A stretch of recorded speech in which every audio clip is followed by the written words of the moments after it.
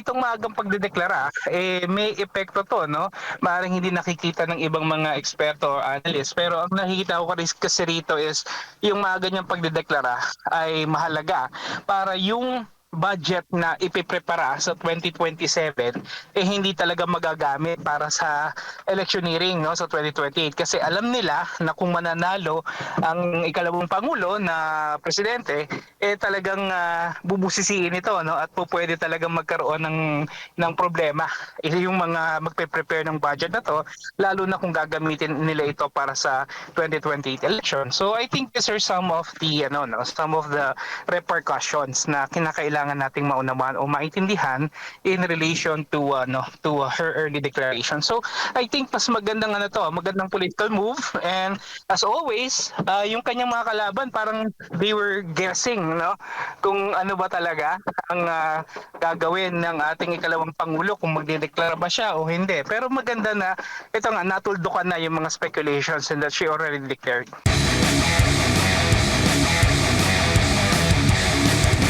Prof, gaano ho ba kalaki ang epekto nitong maagang pag-anunsyo ni Vice President Sara Duterte sa kanyang presidential bid sa 2028? Ito ho ba ay isang magandang strategy, ang move na ito, o maaring magkaroon po ng political risk, magdala po ng political risk sa kanya? Well, I think it's really a good move, no, on her part that she declared early, no. Number one, alam naman natin at may mga speculations na rin naman na siya talaga ihahabol. Not to mention na talaga maganda naman yung kanyang mga numero, no. So I don't see any reason bakit kailangan pang pagtagalin. Secondly, kung iniisip naman natin siya ay magiging subject sa mga tinatawag natin na pagbatikos no yung mga pagpuna ng mga kalaban. I don't think that's also happening right now because you see 3 years na naman siya talagang pinapahirapan ng kanyang mga detractors no hindi na to bago. So kung sinasabi nila na binibigyan niya ng pagkakataon yung kanyang mga kalaban para siya ay atakihin, I think yung pag-atake matagal na nangyayari no.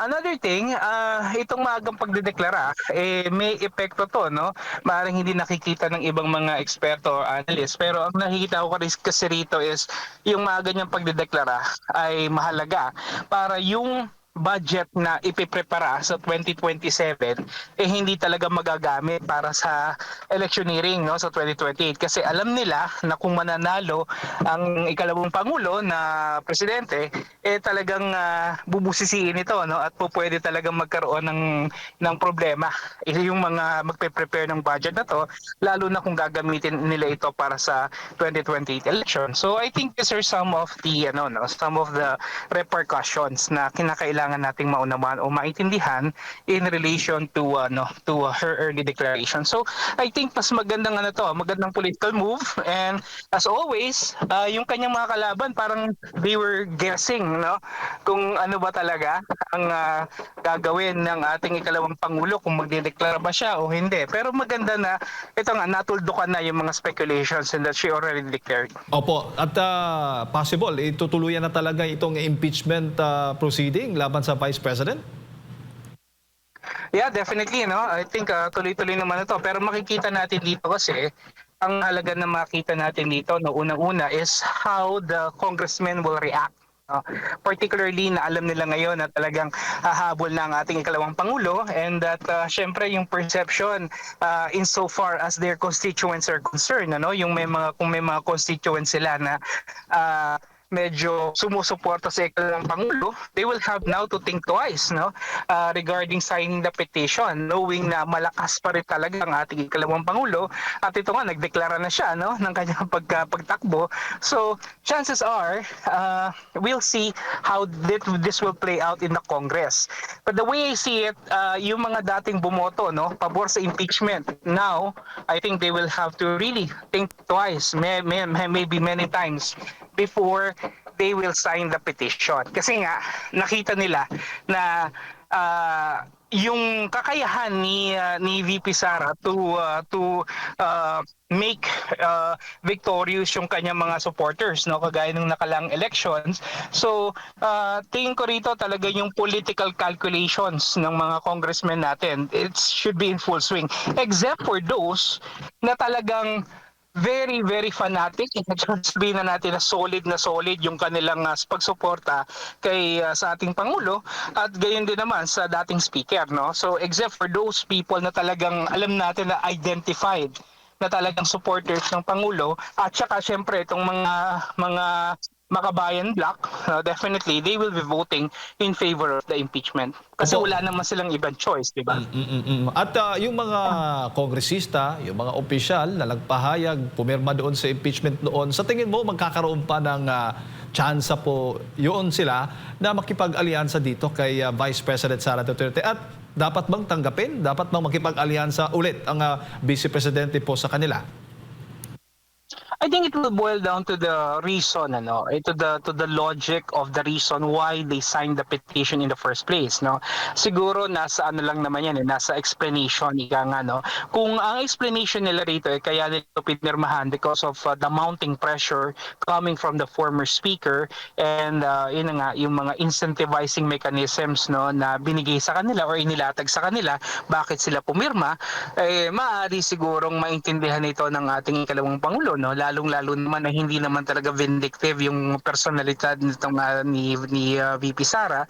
So I think they will be able to understand, no, why they signed the petition last year, no. Pero I think what is more important here is kung papaano sila ngayon gagawa ng mga political calculations. And kumaga kasi pagka pumirma ka rito sa impeachment, at alam na nga na nagdeklara na si VP Sara na siya habol, sa mata ng mga constituents nila, ng mga supporters maaari rin ni VP Sara, para mong dinideny yung kagustuhan nila na piliin si VP Sara as a president. So indirectly, you're already making the decision for them nang wala pang eleksyon. Yun yung implication niya, no? At yun yung dapat naunawaan ng mga congressmen na to. And even the senator judges who will be sitting out in the impeachment later, they will have to realize na ito yung impact, no? So definitely may backlash effect yan. Merong balik at may balik yan sa kanila at yun yung kinakailangan nila ring maunawaan.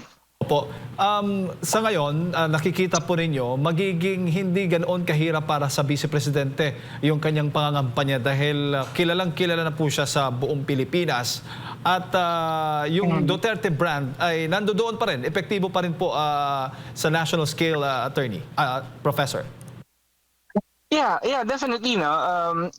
Hindi magiging mahirap para kay VP Sara because yun nga, like you said, the name itself, no, and the legacy, the testament that they have built already for themselves is already there. Now it's really incumbent upon the opposition, especially if they're going to form a coalition just to defeat the vice president, and how strong this coalition will be, what is the narrative, the messaging of this coalition, paano ito tatanggapin ng taong bayan, lalong-lalo na kung ang ilalatag nilang pantapat kay VP Sara ay coalition ng administration tsaka ng mga progresibo, ng liberal, ng Dilawan at Piklawan.